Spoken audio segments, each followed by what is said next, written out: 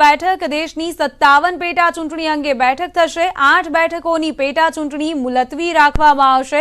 7 September સુધી ચૂંટણીને મુલતવી રાખવામાં આવશે। 8 બેઠકોની જે પેટા ચૂંટણી યોજાનાર હતી તેને 7 સપ્ટેમ્બર સુધી મુલતવી રાખવામાં આવશે। આવતીકાલે કેન્દ્રીય ચૂંટણી પંચની બેઠક મળવા જઈ રહી છે।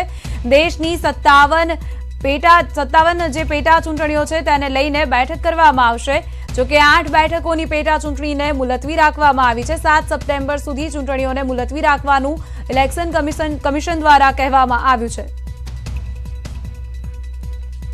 તો એક તરફ કોરોના કાળ ચાલી રહ્યો છે તેવામાં હવે જ્યારે કાલે બેઠક મળવા જઈ રહી છે ત્યારે નક્કી થશે કે આગામી સમયમાં જે 57 પેટા ચૂંટણીઓ આવી રહી છે તેને લઈને શું કરવું। દેશની 57 પેટા ચૂંટણીઓને લઈને કયા પ્રકારના આયોજન કરવા, ચૂંટણી યોજવી કે કેમ તેને લઈને કાલે બેઠક મળવાની છે। આવતીકાલની બેઠક બાદ એ સ્પષ્ટ થઈ જશે કે પેટા ચૂંટણીઓ યોજાશે કે કેમ। જો કે 8 જે બેઠકોની પેટા ચૂંટણીઓ છે તેને મુલતવી રાખવામાં આવી છે।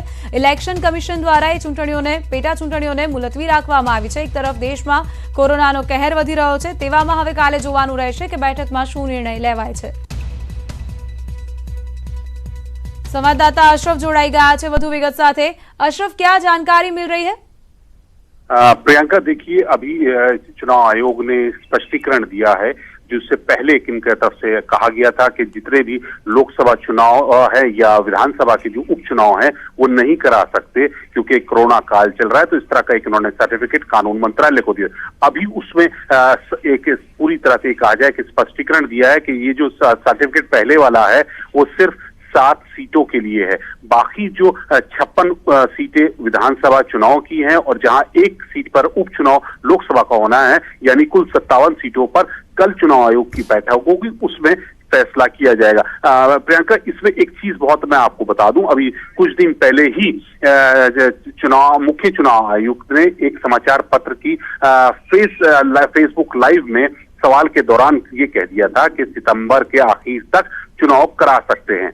तो आज का जो स्पष्टीकरण है ये इसी संदर्भ में देखा जा रहा है, क्योंकि जब किसी संस्था का बॉस ये साफ कह चुका है कि हम सितंबर के आखिर में चुनाव करा सकते हैं, तो कैसे ये हो गया कि 2 दिन बाद ही कि नहीं, हम चुनाव नहीं करा सकते। तो उसी चीज का इन्होंने स्पष्टीकरण दिया है। बाकी कल बैठक फिर होगी दोबारा 57 सीटों पर, जिसमें से 56 सीटें विधानसभा की हैं उस पर और 1 लोकसभा सीट पर फैसला किया जाएगा। क्या हालात हैं पीपल्स रिप्रेजेंटेटिव एक्ट के तहत जो कानून में बताया गया है, क्या उस तरह का हालात बने हुए हैं? लोग बाग बिना डरे मतदाता जो है पोलिंग बूथ तक जा सकते हैं और जो उम्मीदवार है जी अपनी जी। एक तरफ गुजरात में अगर हम देख रहे हैं तो जो सिचुएशन है वो बहुत ही खराब है, तो गुजरात को लेकर क्या निर्णय हो सकता है? देखिए प्रियंका, ये बहुत साफ है कि जब तक ये कोरोना काल चल रहा है तो इसमें चुनाव कराना बहुत मुश्किल है। हालांकि कुछ समय पहले ही चुनाव आयोग ने कहा था कि जहां चुनाव होने हैं, उपचुनाव या चुनाव, तो वहां पर 1000 से ज्यादा मतदाता नहीं हो सकते।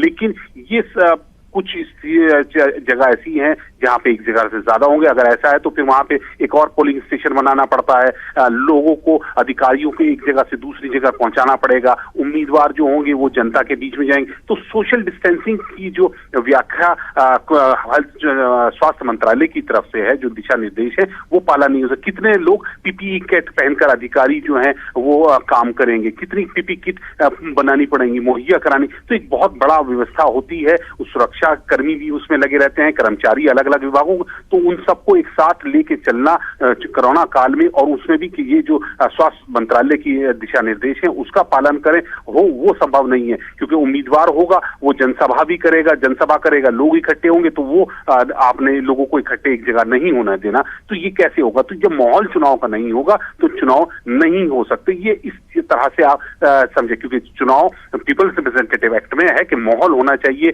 मतदाता जो है वो आराम से बिना किसी डर के पोलिंग बूथ तक, मतदान केंद्र तक पहुंचे। लेकिन कोरोना काल में घर से बाहर निकलने के लिए मना करते हैं, और मतदाता लाइन में कैसे लगेगा, सोशल डिस्टेंसिंग कैसे होगी, ईवीएम्स का क्या होगा, सुरक्षा कर्मियों का क्या होगा, कर्मचारी कितनी दूर पर बैठेंगे, ये कई सवाल हैं जो जिनका जवाब फिलहाल कोरोना काल में देना चुनाव आयोग और दूसरी संस्थाओं के लिए मुश्किल है।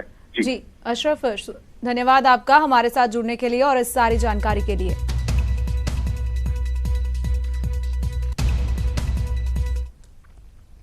સુરતમાં કોવિડ હોસ્પિટલના ઉદ્ઘાટન